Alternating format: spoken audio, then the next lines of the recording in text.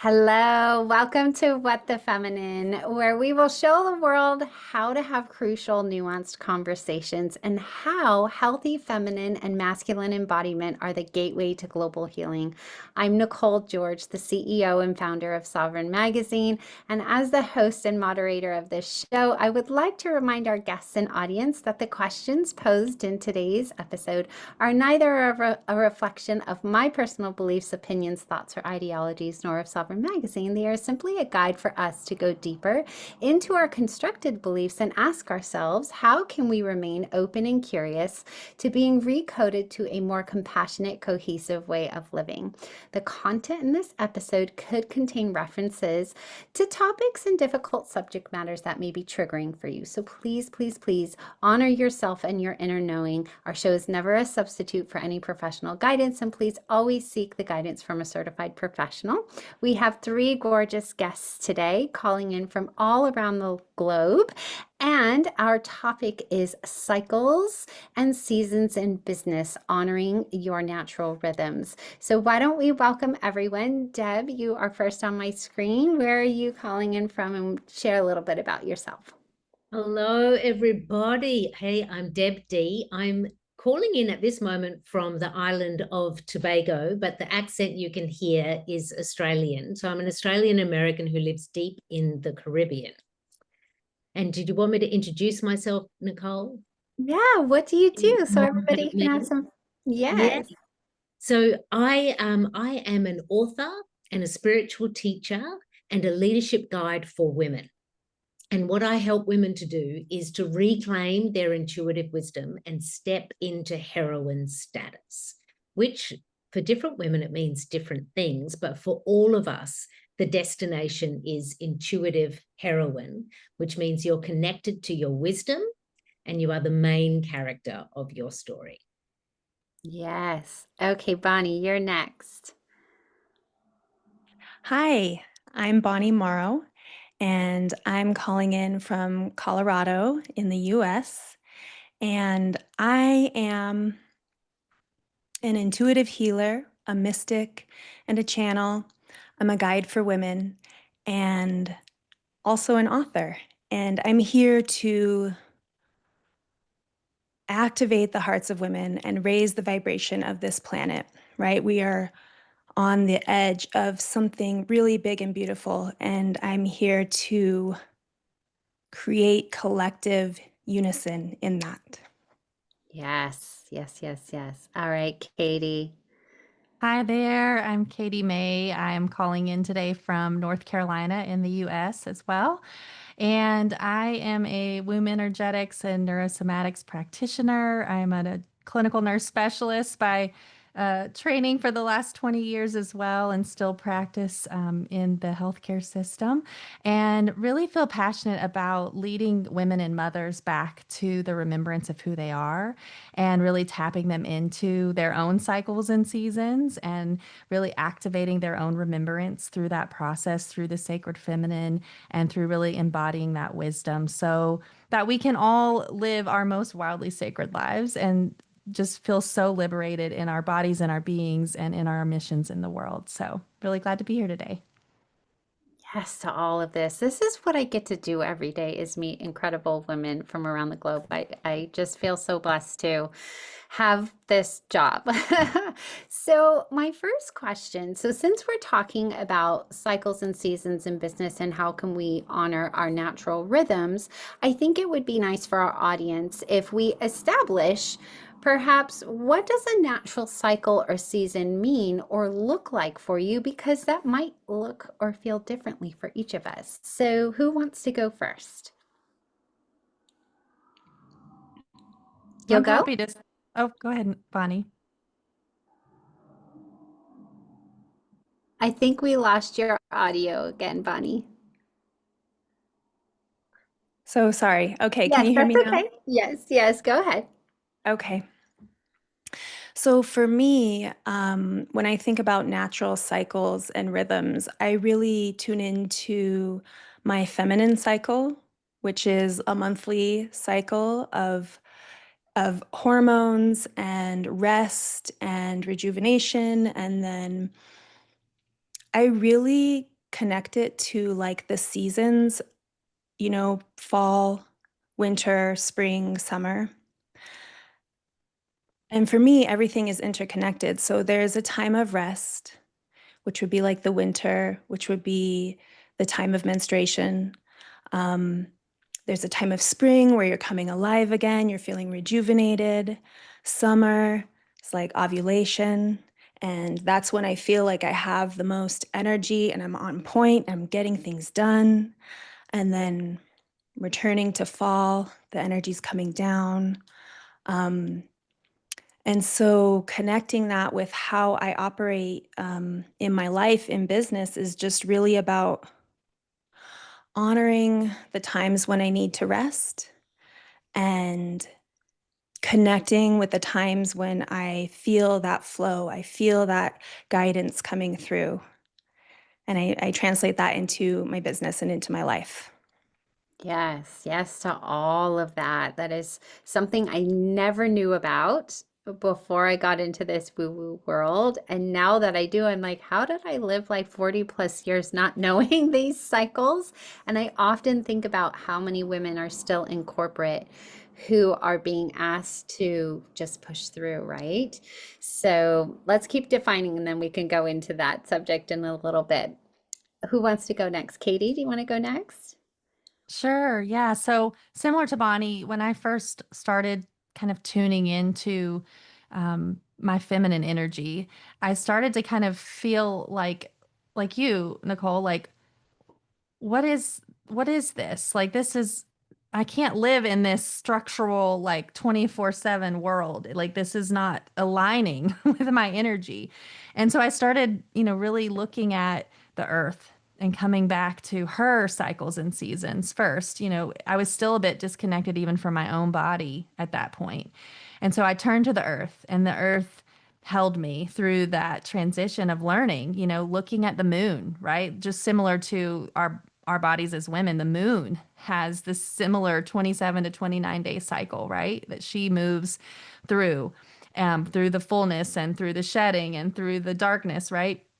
And then the seasons of the earth. And then I learned how the seasons of the earth correspond to these archetypes, like the maiden, the mother, the crone, the wild woman. And then I started to come back to my body and realize like the cycle, which I actually have an IUD. So I was like, okay, how do I tap into this if I don't have a bleed? Right. And that's a common question I get from a lot of women. Like how, if I don't have a cycle for, or a bleed for any reason, whether you've had a hysterectomy or you have an IUD or you have some other, issue that doesn't allow you to have a consistent cycle, how can I tap into this energy and still use it? And I always tell them, go to the moon, go to the moon, work with the moon. Full moon, ovulation, we're releasing and we're also calling in at the same time. New moon, we're going back into the dark phase and we're kind of planting these seeds and we're kind of integrating and going a little bit more inward. So even if you just start with this every 2 weeks, right? That was even something like I didn't fully connect with is like every 2 weeks we have a new moon and a full moon.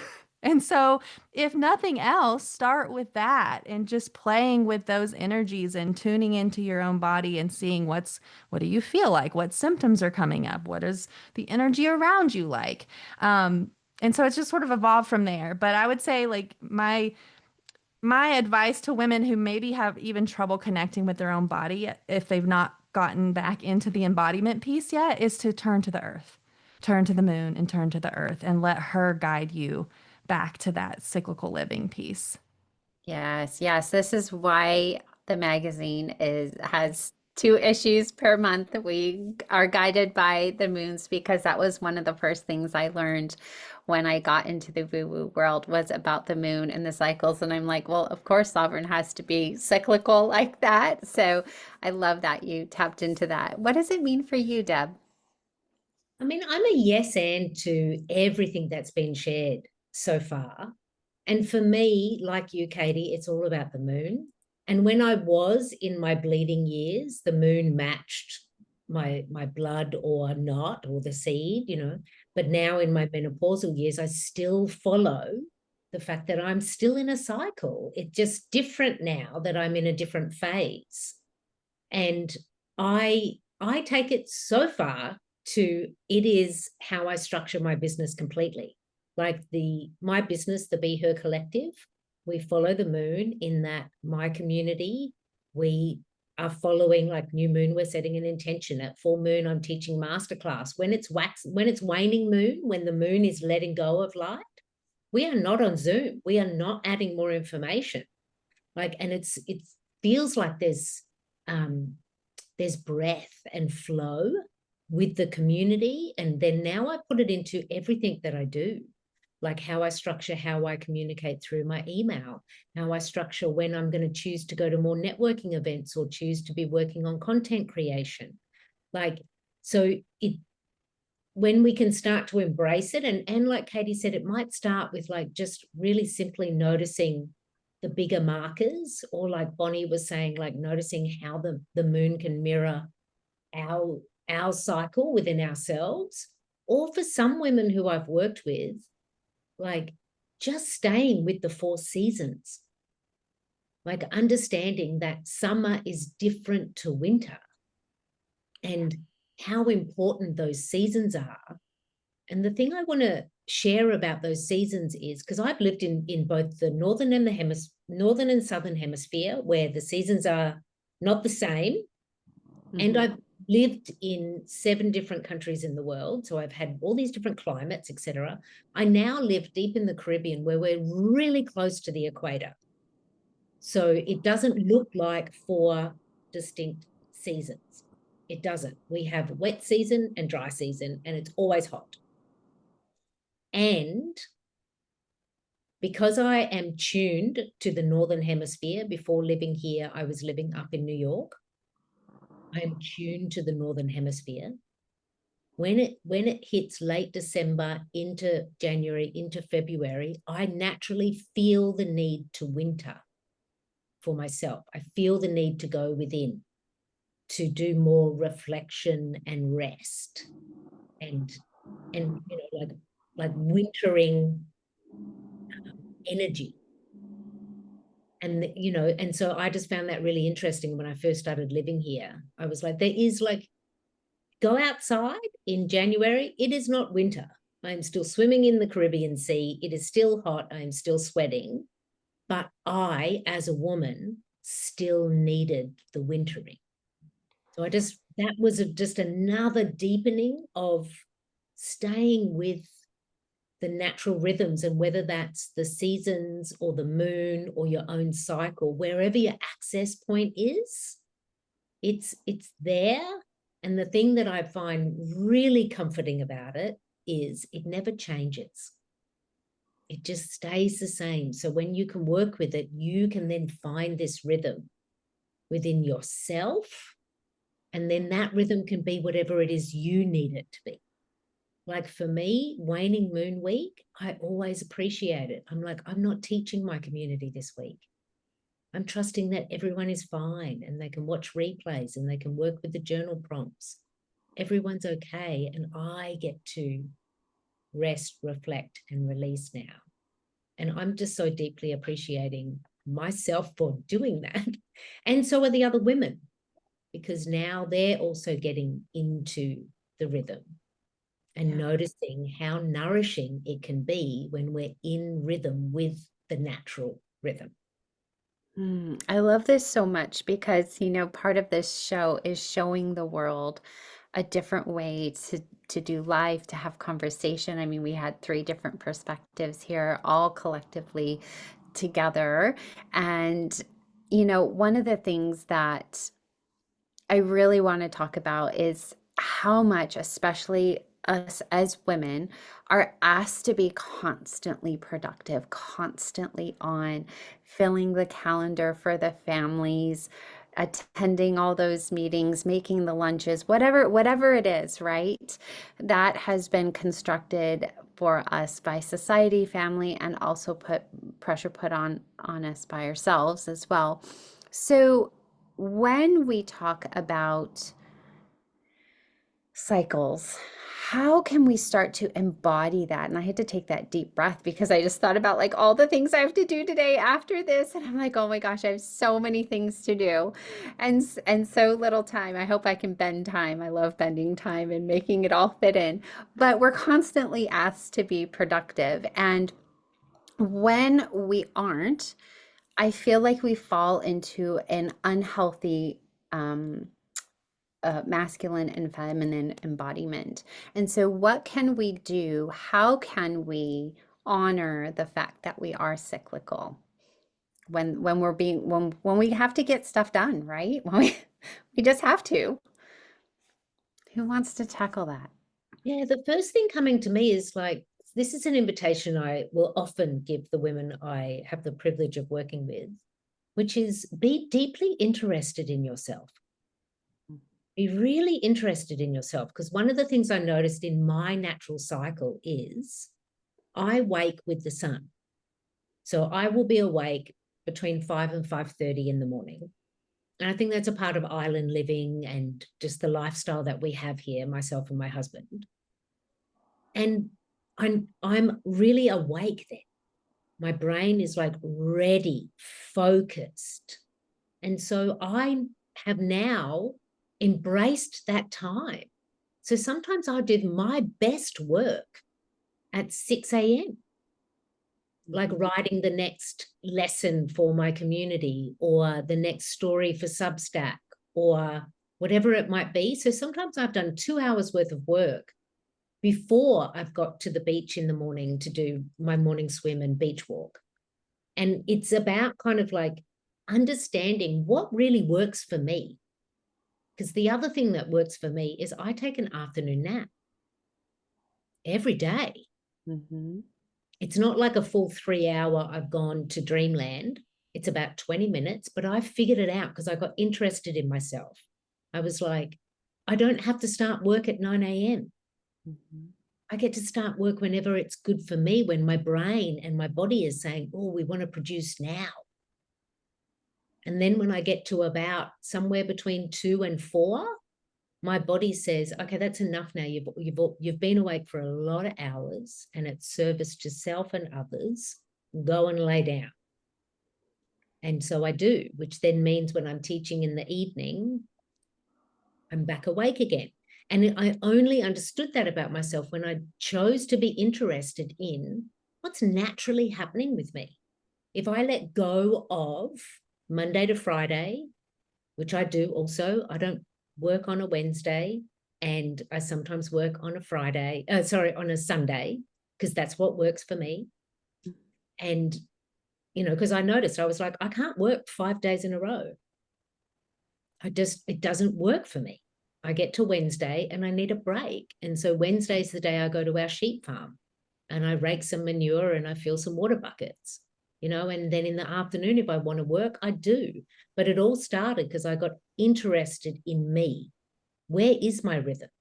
What's working for me and what's not? And the things that were not working for me, I gave myself permission to change it. And I understand for some women, there's a lot that is in our demand, like children may have a different idea about what that rhythm is, or a boss that maybe we work for, but also how can we begin to advocate for ourselves? Like when my son was alive, when I did my morning meditation, my 15-minute morning meditation, that was his 15 minutes to watch cartoons uninterrupted. And he loved it. It became this morning ritual for both of us. I was like, right, I'm going into my office. I'm going to do my meditation now. And he knew, grab the remote. I get to watch cartoons now before school. And so I found a way to be able to have my morning meditation as a single mother. And so I think it all starts with really being interested in yourself, because we all have different rhythms. Yeah. Yeah. I've learned to take a nap. I get up at 4 in the morning naturally. And so, if I have a 4:30 call, there's no way I can be up 12 plus hours. So I have to nap. So but it was giving myself permission to do that. So I appreciate that.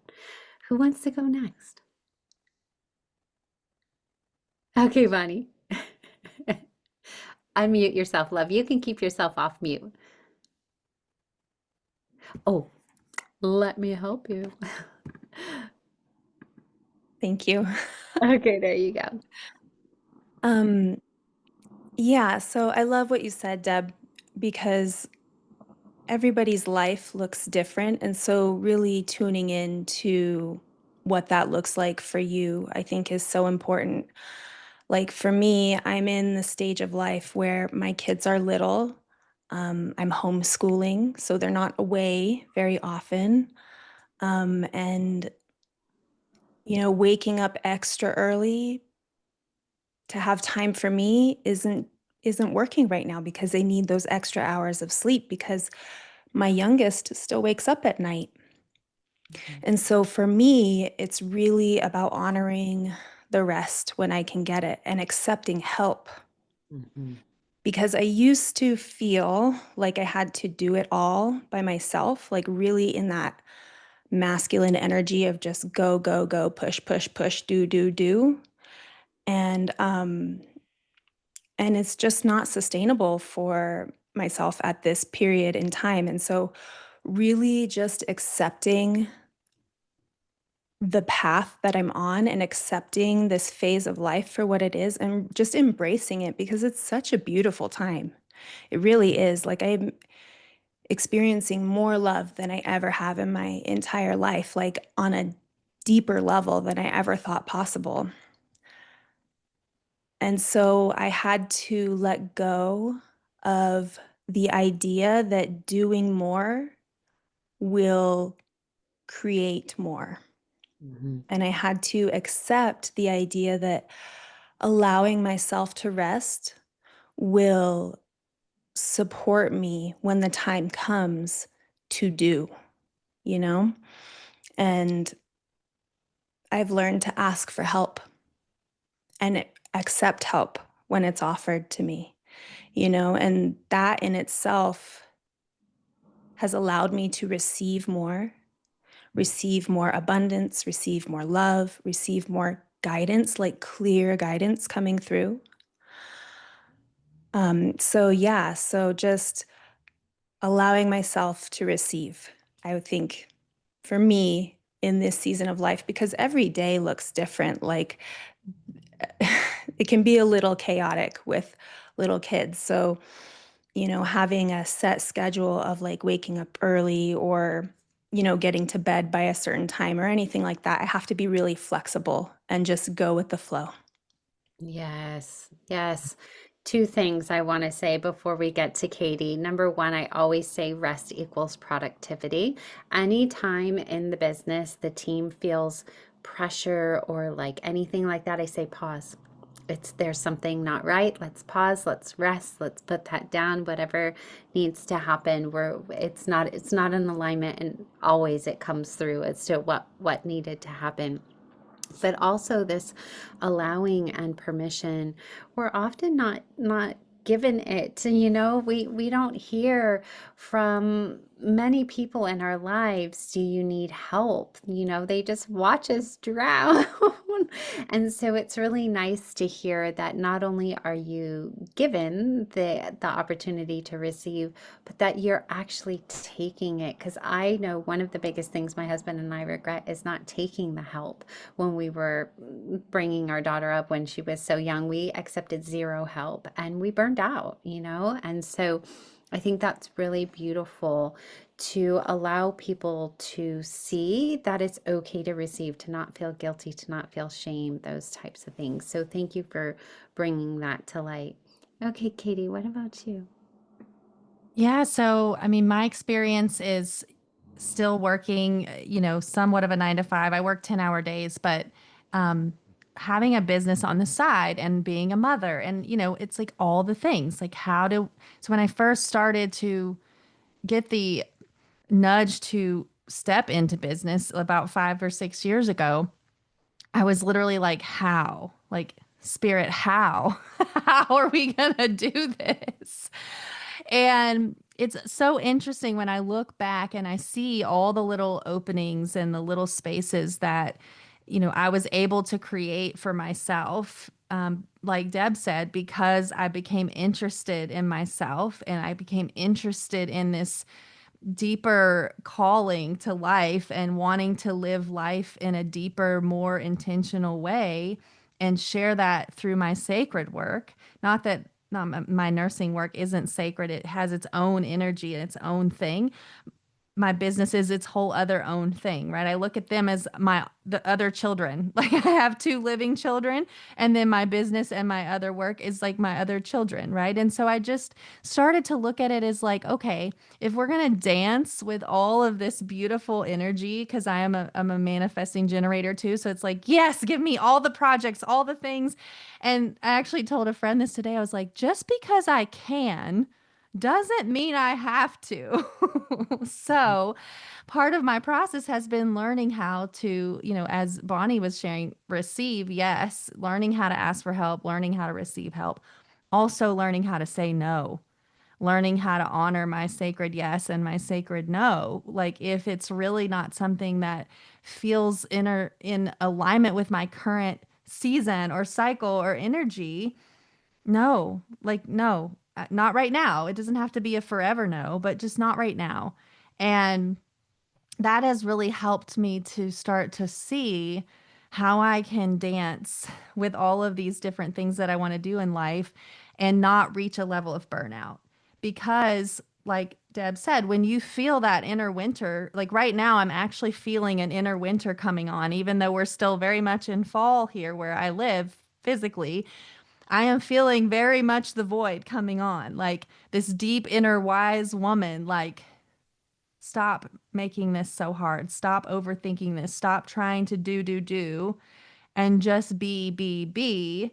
And then, like you said, Nicole, it will become more productive. But it's so counter to what we've been taught, right? Because we've all been trained very much in a very, masculine, data driven, productivity minded culture, to bring the feminine energy in of this cycles and season. And it's not always counted by numbers, and it's not always like XYZ, and it's not linear by any stretch, but it's still part of the journey, and it's still needed in the balancing of the masculine.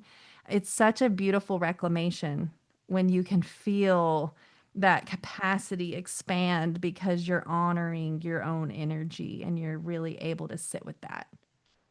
Yes. Oh my gosh. If so many women could have the opportunity to embody this, as you all know, I was a nurse and nurse manager for over 18 years, and I was thinking about it the other day, and I was like, why did I not take a nap on my breaks? Like, I think I would have been such in a better space by 7:30 p.m. when it was shift change. And I think it was probably the guilt, the shame, the, like worry of what would I think? Would I have even been able to turn off at that time? Probably not. But I thought about it. I'm like, I wonder what would have happened if I took 10 minutes to eat and 20 minutes to rest during my break. What would I have done differently? And we often don't think about that. We might rush through our break and then go back to work early, because we have to get something done. So if you're in the corporate world, noticing, raising your awareness to your habits, like Deb was saying, like go within what's your body asking of you. Today my body was asking me to take a nap at 10:30.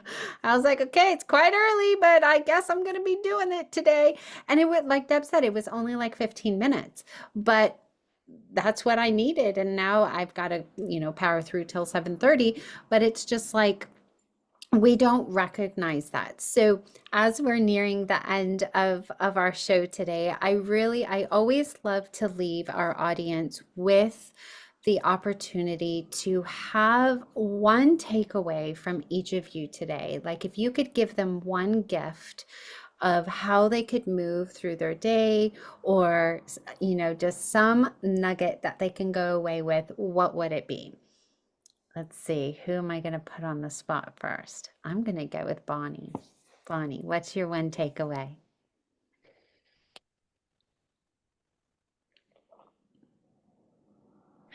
Wherever you are, in whatever season of life you are in, honor it.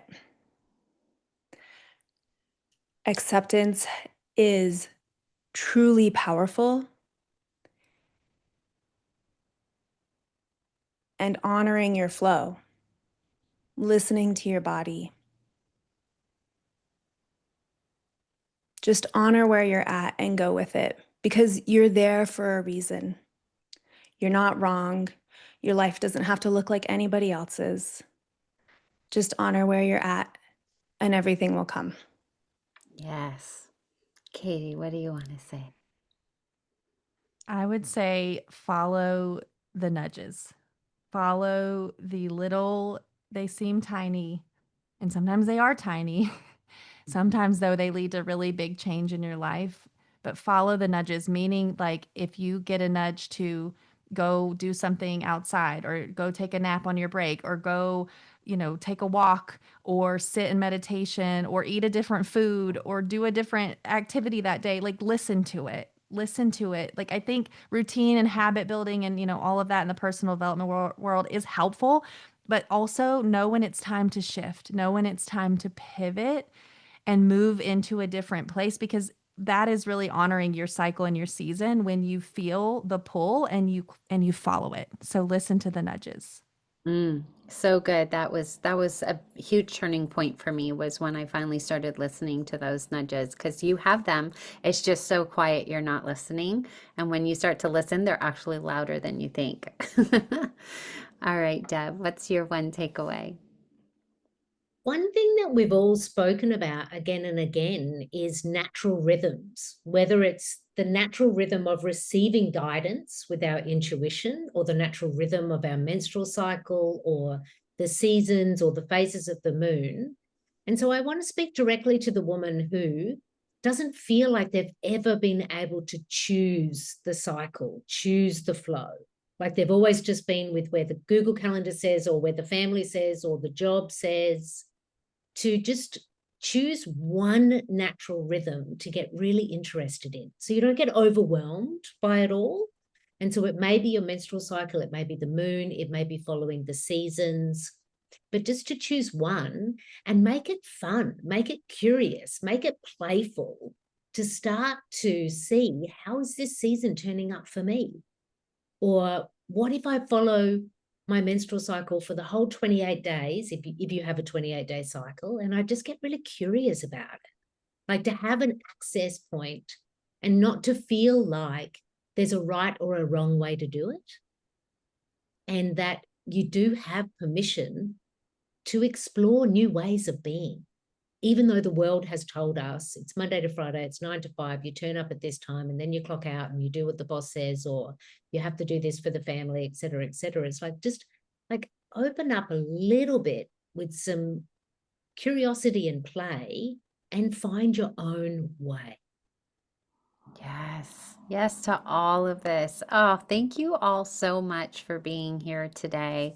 I truly, truly appreciate each of your wise wisdoms.